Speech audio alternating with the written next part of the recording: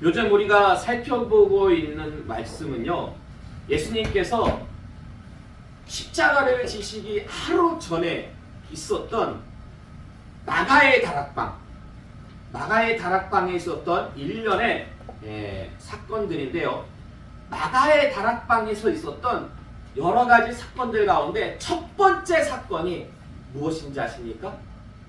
여러분 여기 칠판을 보시면은 제가 그 마가의 다락방에서 여러 가지 일들이 있었어요. 첫 번째는 어떤 일이 있었냐면 예수님께서 제자들과 이제 최후의 만찬을 드셨는데 이 최후의 만찬은 6월절 만찬입니다. 근데 6월절 만찬인데 사실 6월절은 그 다음 날이었어요. 그래서 예수님께서는 6월절 만찬을 하루 앞당겨서 드신 거예요. 왜냐하면 예수님께서 6월절 어린 양으로 돌아가셔야 했기 때문에 예수님께서는 하루 앞당기셔가지고 6월절 최후 만찬을 마가의 다락방에서, 사실 성경에는 그냥 다락방이라고만 나와요. 마가의 다락방이라고 나오지 않습니다. 그러나 성경 앞뒤 전후 여러 문맥을 놓고 볼 때에 이곳이 마가의 집이었구나 라는 것을 보통 학자들이 그렇게 얘기하기 때문에 마가의 다락방이라고 얘기를 하는데요. 그렇게 최후의 만찬을 제자들과 함께 나누시던 중에 갑자기 예수님께서 세족식이 뭐예요?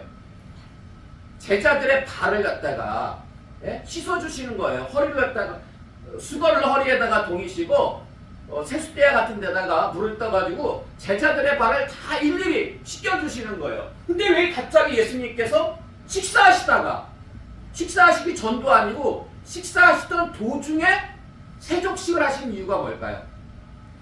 제자들이요 서로 다퉜기 때문에 그래요. 무엇 때문에 다퉜을까요? 누가 더 크냐? 이게 키가 크다는 걸까요?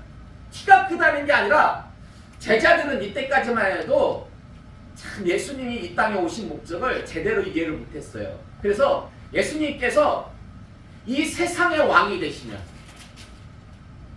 이 이스라엘의 왕이 되시면은 누가 좌의정이 되고 우의정이 되고 영의정이 될 것인가, 이거 가지고 서로 다퉜다라는 것입니다. 이러한 논쟁이 있으니까 예수님께서 갑자기 제자들의 발을 씻겨주시는 거예요. 씻겨주면서 뭐라고 말씀하십니까? 내가 이렇게 하니까 너희도 서로를 섬겨라. 겸손의 모범을 보이셨다라는 것입니다. 그런데요, 예수님께서 이렇게 세족식을 하시면서 이런 말씀을 하세요. 너희가 깨끗하지만 다 깨끗한 건 아니다. 누구 때문에 이런 말씀하신 거예요? 가룟 유다 때문에. 가룟 유다가 예수님을 팔려고 대제사장들한테 이미 돈을 받고 계약을 했거든요.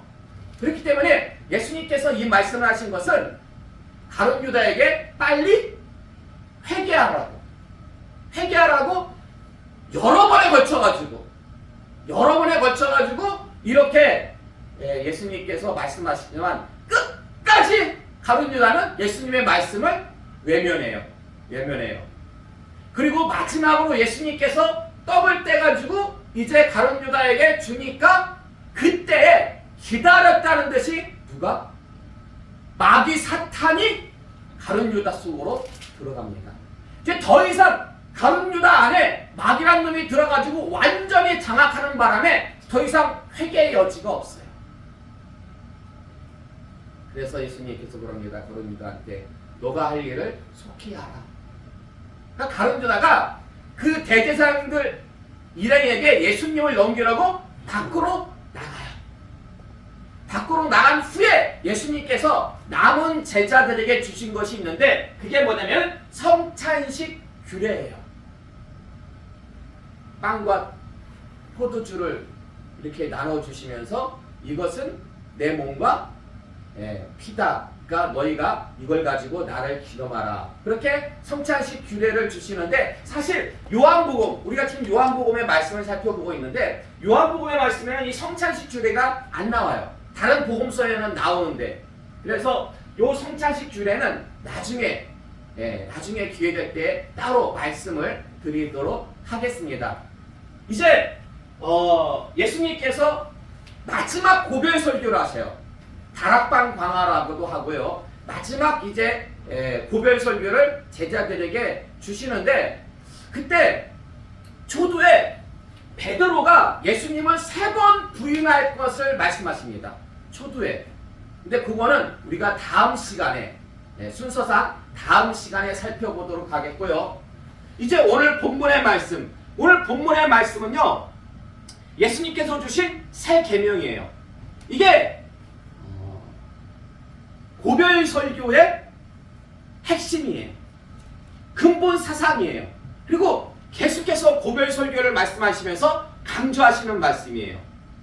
이 새 계명의 말씀이 뭐예요? 서로 사랑하라. 서로 사랑하라. 그런데요, 레위기 19장 18절의 말씀 한번 볼까요? 레위기 19장 18절의 말씀 함께 봉독하겠습니다. 시작. 원수를 갚지 말며 동포를 원망하지 말며 내 이웃 사랑하기를 내 자신과 같이 사랑하라. 나는 여호와이니라. 아멘. 자, 요 말씀은요, 모세를 통해서 하나님께서 모세를 통해서 주신 구약 율법의 말씀이에요. 그러니까 서로 사랑하라는 말씀은 예수님이 주신 어떤 새 계명, 새로운 말씀이라기보다는 이웃사랑하기를 너 자신의 몸같이 하라는 이런 말씀과 크게 다르지 않은 그러한 말씀이라는 것입니다. 자, 그렇다면 지금 예수님께서 고별 설교하시는 가운데 내가 너에게 새 계명을 주겠다. 근데 그 새 계명이 뭐라고요? 서로 사랑하라. 근데 구약시대 때 이미 모세를 통해서 주신 말씀이 이웃사랑이를 너 자신을 사랑하는 것 같이 해라.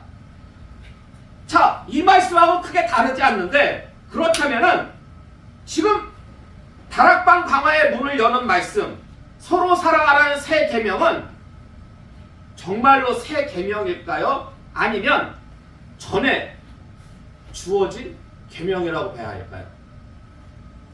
예수님께서 서로 사랑하라고 하신 이 말씀은 정말 새 계명으로 봐야 됩니까? 아니면 전에 주어진 계명으로 봐야 됩니까? 전에 지어진 거죠. 예, 전에 주어진 계명으로 이렇게 보이죠. 그렇다면 왜 예수님께서는 이 계명을 새 계명이라고 말씀하신 걸까요? 왜 새 계명이라고 말씀하신 걸까요? 이미 그러한 내용을 하나님께서 모세를 통해서 구약 때 주셨는데, 근데 왜 예수님께서는 새 계명이라고 말씀하시는 걸까요? 사실 헬라 원어적으로 볼 때요, 여러분 영어로 new가 뭐예요? new. 네, 새로운 할 때, 지금 새 계명할 때 그 새가 new예요. 영어로는 new, 새롭다. 근데요, 헬라 원어적으로 보면은요, 이 새롭다라는 뜻이 두 가지 단어가 있어요. 두 가지 단어. 첫 번째는요, 네오스라는 단어가 있고, 두 번째는 카이넨이라는 단어가 있습니다. 네오스는요, 시간적으로 최근의 것을 뜻해요. 시간적으로 최근의 것. 예를 들어가지고요,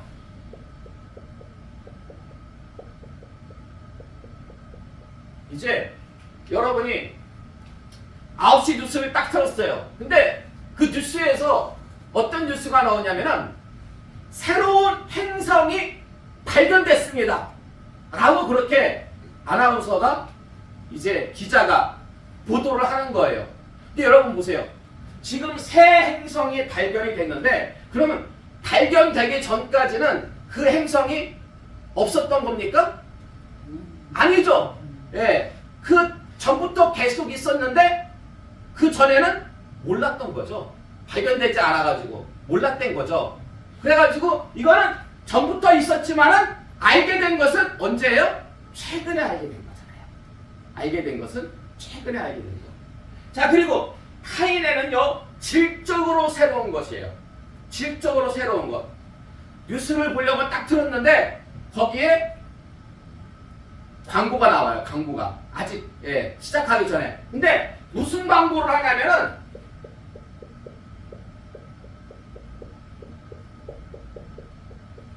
무슨 광고를 해요? 예, 쿠쿠에서 새로운 밥솥이 나왔다고 광고를 해요. 새로운 밥솥. 근데 여러분 보세요. 이 새로운 밥솥이요. 전에 아예 없었던 밥솥이 이렇게 새로운 밥솥으로 나온 걸까요? 아니면 전에도 사람들이 쿠쿠를 사용했는데 이번에 새로 업그레이드 돼가지고 나온 새 밥솥이라는 뜻일까요? 업그레이드. 그렇죠. 새로 업그레이드, 기능이 새로 많이 추가돼가지고 최신 버전으로 나온 새로운 기능의 그 밥솥 선전할 때 이것도 새 밥솥이라고. 그러니까 새롭다라는 단어가 이렇게 헬라어로는 네오스, 시간적으로 최근의 것, 카이넨. 예전에도 우리가 밥솥을 쓰고 있었고 밥솥을 알고 있었어요. 그러나 기능이 업그레이드 돼가지고 더 질적으로 완성이 돼가지고 새로운 밥솥이 나왔다라는 거예요. 그렇다면 지금 예수님께서 말씀하시고 있는 이 새 계명은 헬라 원어적으로 네오스일까요? 카이넨일까요? 전 새밥솥. 그렇죠. 새 밥솥. 이런 게 귀에 팍팍 들어와. 1년 지나봐요. 1년 지나봐도 새 밥솥 하면 귀에 팍팍 들어오지. 희한해요. 그래가지고 헬라어 원어 성경으로 보면은요. 그 새 계명할 때 그 새 계명이 새가 네오스가 아니고 카이넨이에요. 카이넨. 질적으로. 그러니까 예수님도 아세요. 이게 구약시대 때 이미 주어진 계명이다 라는 걸 예수님 왜 모르시겠습니까? 그러나 예수님께서 이 땅에 오신 것은요. 율법을 폐하러 오신 게 아니에요. 율법을 업그레이드. 완전케 하러. 완전케 하신다는 게 다른 말로 하면은 업그레이드 한다는 거예요. 율법을 업그레이드 하러 질적으로 완성시키기 위해서 질적으로 완성시키기 위해서 이 땅에 오셨기 때문에 지금 예수님께서 새 계명을 주신다라는 것입니다. 자, 그러면 이 새 계명은 지금 예수님께서 업그레이드 하신 질적으로 완성하신 계명인데 어떤 면에서 질적으로 완성이 된 걸까? 오늘 본문 34절 하반절의 말씀 보시면요. 34절 하반절의 말씀을 보시면은 내가 너희를 사랑한 것 같이 너희도 서로 사랑하라. 구약시대 때 하나님께서 모세를 통해서 주신 그 사랑의 계명은요. 이웃사랑하기를 누구와 같이? 내 몸과 같이. 이게 구약시대 때 주신 말씀이었어요. 모세를 통해서. 그런데 업그레이드 된 질적으로 완성이 된 예수님의 그 새 계명은 뭐가 차이가 나냐면 내가 너희를 사랑한 것 같이. 내가 너희를 사랑한 것 같이. 그렇다면 예수님께서 제자들을 어떻게 사랑하셨기에 이게 질적으로 완성된 계명인가? 마태복음 5장 44절의 말씀 볼까요? 마태복음 5장 44절의 말씀 함께 공독하겠습니다. 시작. 나는 너희에게 이르노니 너희 원수를 사랑하며 너희를 박해하는 자를 위하여 기도하라. 아멘.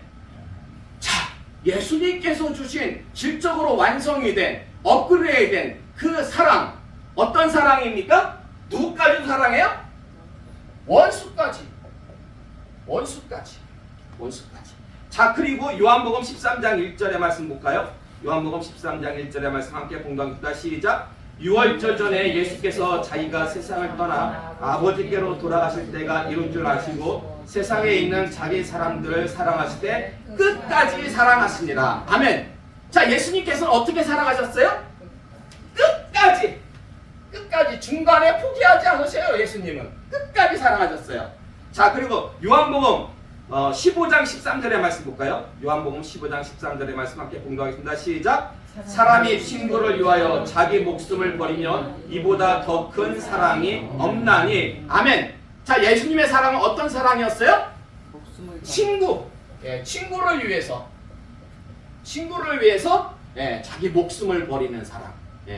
이처럼 예수님께서 말씀하신 질적으로 완성이 된 업그레이드된 그 사랑은 원수 사랑, 끝사랑, 친구 사랑이었다라는 것입니다. 근데 요 사랑들은요 한 가지 공통점이 있어요. 한 가지 공통점. 그 공통점이 뭘까요? 예수님께서 말씀하시기를 원수 사랑해라. 예수님께서 끝까지 사랑하시고 그리고 친구를 사랑해라. 이보다 더 큰 사랑이 없다. 이렇게 말씀하시는데 이 공통점이 있습니다. 그게 뭘까요? 공통점은요, 예수님께서 모범을 보이셨다. 예수님께서 모범을 보이셨어요. 야, 원수 사랑하는 건 좋은 거야. 끝까지 사랑하는 건 좋은 거야. 친구 사랑하는 건 좋은 거야. 좋은 거니까 너희도 그렇게 해? 라고만 말씀하시는 것이 아니라 내가 너희를 사랑한 것 같이 예수님께서 친히 원수된 우리를 위해서 십자가에 달려 돌아가셨다. 죄로 말미암아서 하나님과 우리는 원수가 되었어요. 근데 예수님께서 원수된 우리를 위해서 친히 십자가에 달려 돌아가셨어요. 그리고 예수님께서는요, 그 가룟 유다를 끝까지 사랑하셨어요. 예수님을 팔려고 완전히 마귀에게 정말 조종당하고 있는 그 가룟 유다까지도 발을 씻기시면서 끝까지 사랑하셨어요. 그리고 예수님은 우리의 친구예요. 여러분, 친구 없다고 서러워하지 마세요. 정말 사람은요, 언제 어느 순간에 어떻게 뒤통수를 칠지 몰라요. 그러나 우리의 친구가 되시는 예수님은 결코 우리의 뒤통수를 치시는 법도 없고 항상 우리를 어떻게 하세요? 끝까지 사랑하시는 분이에요. 예수님께서 먼저 이 모범을 갖다가 보이셨다라는 것이에요. 그래서 내가 너희를 사랑한 것 같이. 자, 이게 얼마나 귀한 말씀이냐면요, 마태복음 7장 12절의 말씀 볼까요? 마태복음 7장 12절의 말씀 함께 공부하겠습니다. 시작. 그러므로 무엇이든지 남에게 대접을 받고자 하는 대로 너희도 남을 대접하라. 이것이 율법이요 선지자니라. 아멘. 마태복음 7장 12절의 말씀은요, 우리가 지금 예수님의 마지막 고별 설교를 살펴보고 있는데 마태복음 5장, 6장, 7장은요 산상수훈이에요. 산상수훈. 예수님께서 공생애를 시작하시면서 이제 사람들에게 말씀을 주시는데 그 예수님의 설교 중에서 백미라고 할 수 있는 가장 뛰어난 설교라고 할 수 있는 것이 이 산상수훈의 말씀입니다. 근데 그 산상수훈의 말씀 중에서도 가장 핵심이 되는 말씀, 일명 학자들이 황금률이라고 해요. 황금률이 되는 말씀이 바로 마태복음 7장 12절의 말씀이에요. 남에게 대접을 받고자 하면 너희도 남을 똑같이 대접하라. 지금 예수님께서는요, 이 좋은 말씀을 말씀만 하고 끝나신 게 아니에요. 본인에게 먼저 적용하셨어요. 예수님께서. 여러분 보세요. 원수 사랑하는 거 얼마나 좋아요. 네? 끝까지 사랑하는 거 얼마나 좋아요. 친구 사랑하는 거 얼마나 좋아요. 내 말씀만 주시지 않고 먼저 예수님께서 몸소 실천을 하셨다는 거예요. 본인의 말씀하고 본인의 행동하고 따로따로 노는 게 아니라 본인의 말씀을 본인이 먼저 적용하신 다음에 내가 너희를 사랑한 것 같이 너희도 사랑하라. 예수님이 너무나 좋은 거예요. 그래서요, 예수님의 모습은 어느 하나 이율배반적인 모습이 없어요. 예수님은 말씀하신 그대로 먼저 본인이 몸소 다 행하셨다라는 것입니다. 따라서 우리에게 주신 새 계명, 내가 너희를 사랑한 것 같이 너희도 서로 사랑하라. 우리는 변명의 여지가 없어요. 변명의 여지가. 변명의 여지. 예수님께서 먼저 행하셨기 때문에. 여러분, 세상에 기독교 말고 종교가 많이 있죠. 어떤 종교들이 있을까요? 불교. 뭐 불교도 있고, 예, 4대 종교라고 할 수 있는 다른 여러 가지 종교들도 있고, 그 외에 또 많은 종교들이 있잖아요. 그리고 여러분, 철학자들 아시죠? 철학자. 철학을 하는 철학자들. 대표적으로 아는 분들이 누구 있어요? 유명한. 소크라테스. 그렇죠. 소크라테스. 예. 근데요, 그렇게 철학자들 많이 있어요. 세상에 여러 종교들이 있어요. 자, 여러분, 종교와 철학의 공통점이 뭔지 아십니까? 종교와 철학의 공통점 뭐일 것 같아요? 종교와 철학의 공통점.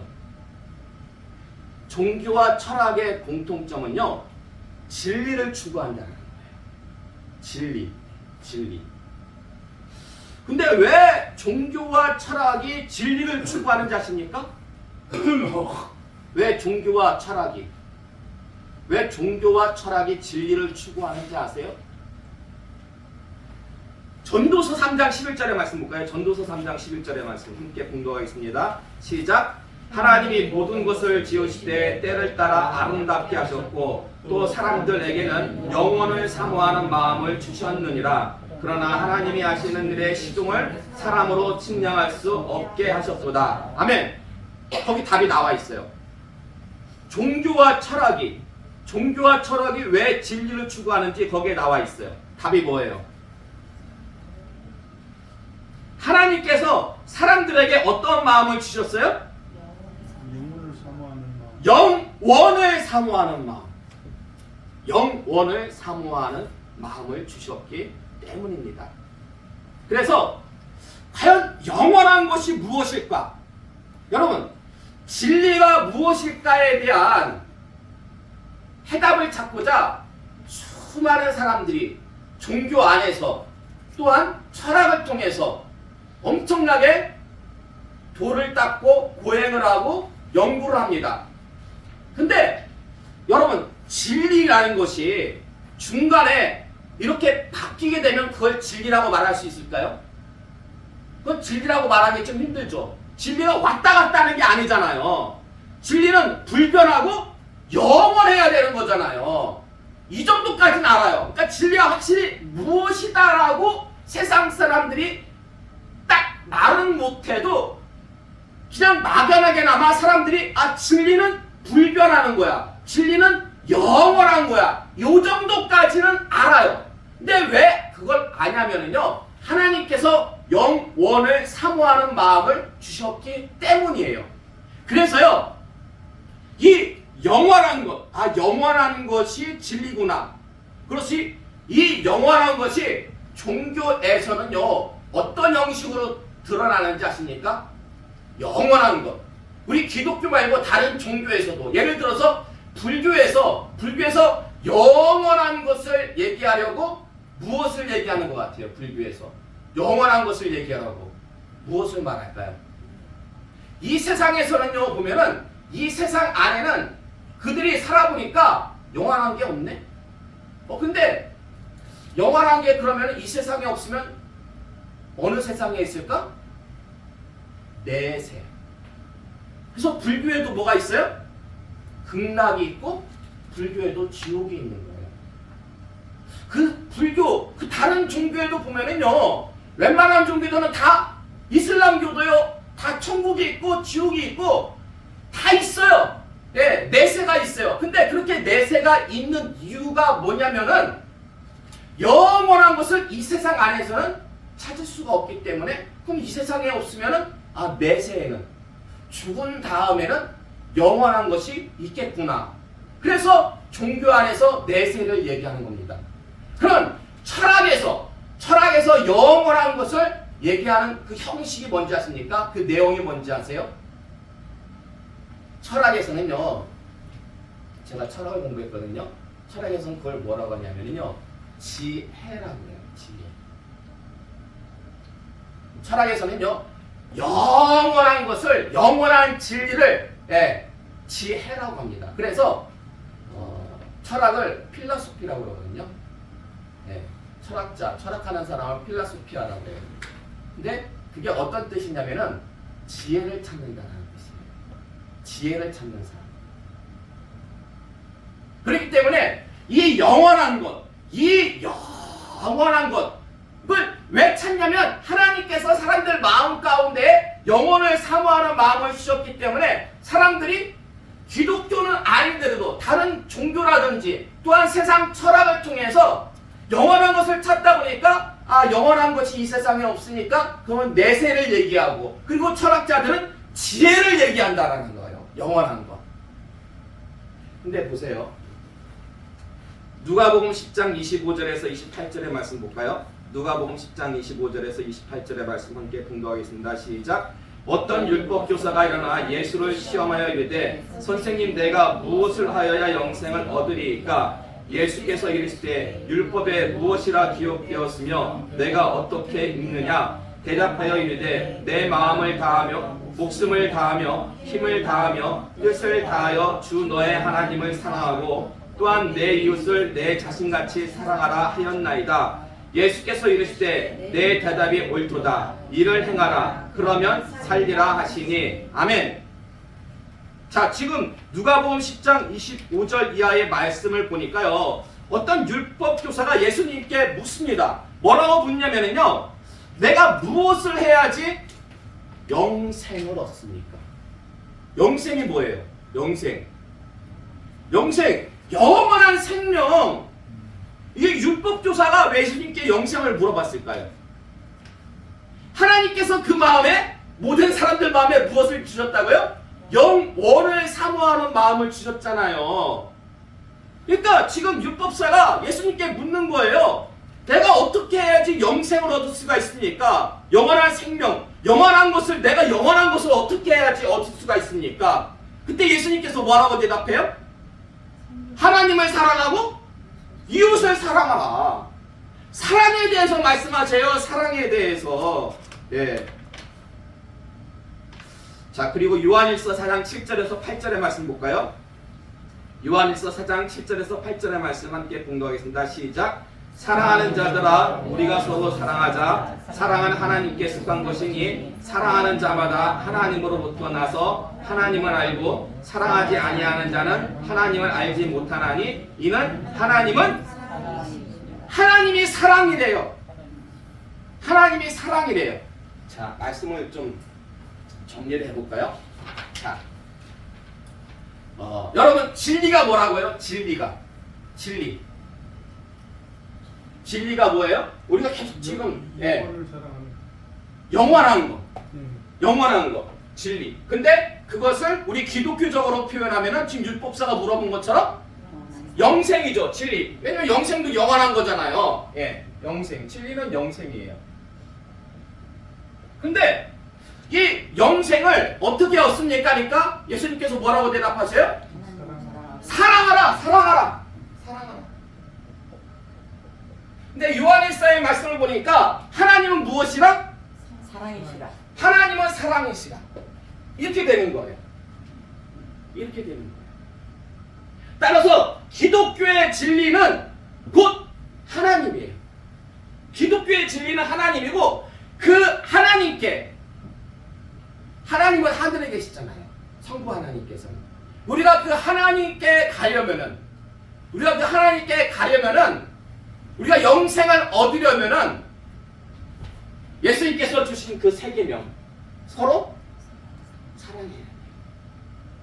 서로 사랑해야지만이 우리도 영원한 것, 영생을 얻을 수가 있다라는 것입니다. 예수님은요, 우리에게 모범을 보여주셨어요. 예? 원수 사랑과 끝사랑과 친구 사랑, 모범을 보여주시고 우리에게 서로 사랑하라고 말씀을 주셨습니다. 네, 여러분, 진리를 알고 행하지 않으면 그게 나에게 유익이 있을까요, 없을까요? 그게 뭔 유익이 있어요? 물론 여러분, 진리를 안다는 것만으로도 엄청난 유익이 있습니다. 여러분, 밖에 나가서요, 지나가는 사람들한테 뭐 물어보세요. 진리를 아십니까? 라고 한번 물어보세요. 근데 좀 이상한데, 이렇게 물어보면. 그 마치 도를 하십니까? 예? 이거 물어보는 것처럼. 예. 근데요, 의외로 사람들이요, 진리에 관심이 있습니다. 왜 있을까요? 하나님께서 영원을 사모하는 마음을 사람들마다 주셨기 때문에. 근데 진리에 대한 궁금은 있는데 진리가 뭔지를 몰라. 뭔지 모르니까 그냥 막 살아요. 진리가 뭔지 모르니까. 그래서 진리가 무엇인지 안다는 것만큼 정말 소중한 게 없어요. 사람으로 태어나가지고 이 세상에 왔다 가면서 진리가 무엇인지는 알고 죽어야 되지 않겠습니까? 진리가 무엇인지는 알아야 되지 않겠습니까?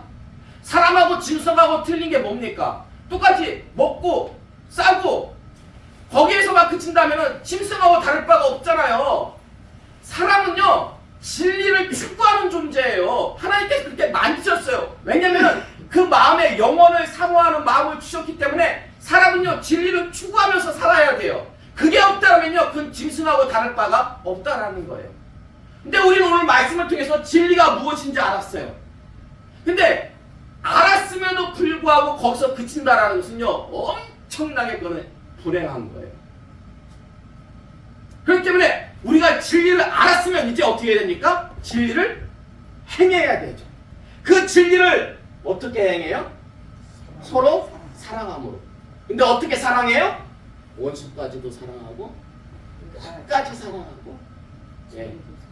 그렇죠. 이런 귀하고 복된 모습이 우리 가운데 있어야 된다는 것입니다. 여러분, 우리는요 이제 여러분은 주일날 예배를 드리고 나면은 월요일부터 토요일까지 다시 여러분 세상으로 나가십니다. 그래서 세상 사람들과 어울려서 함께 살아요. 섞여서 함께 살아요. 그러나 그 사람들과 함께 섞여 산다고 해가지고 그 사람들과 같은 모습으로 살면 안 돼요. 거기서 여러분들은요 구별된 삶을 살아야 돼요. 근데 그 구별된 삶을 무엇을 통해서 여러분이 구별된 모습으로 드러날 수 있냐? 오늘 본문의 말씀 보시면은요 본문 35절의 말씀 요한복음 13장 본문 맨 위에 가셔가지고 너희가 서로 사랑하면 이로써 모든 사람이 너희가 내 제자인 줄 알리라. 다른 방법 없어요. 우리가 사랑하면은요 구별된 모습 그 세상 가운데에서 예수님의 제자로 교인으로 크리스찬으로 구별이 된다라니까요. 세상 사람들에게만 구별되는 것이 아니라 하나님에게 구별이 됩니다. 그래서요 서로 사랑하는 것 단순히 우리가 진리를 아는 것에서만 그치는 것이 아니라 이 진리를 여러분 몸소 행하시기 바랍니다. 여러분이 행할 때에 여러분들은 구별된 삶을 살 수가 있는 것이고요. 장차 주님 앞에 섰을 때에 주님으로부터 인정받고 칭찬 듣고 영원한 생명을 받아 누릴 수 있는 귀하고 복된 인생이 되실 줄로 믿습니다. 아멘. 이러한 은혜가 여러분들의 인생과 가정과 교회 위에 충만하시기를 주님의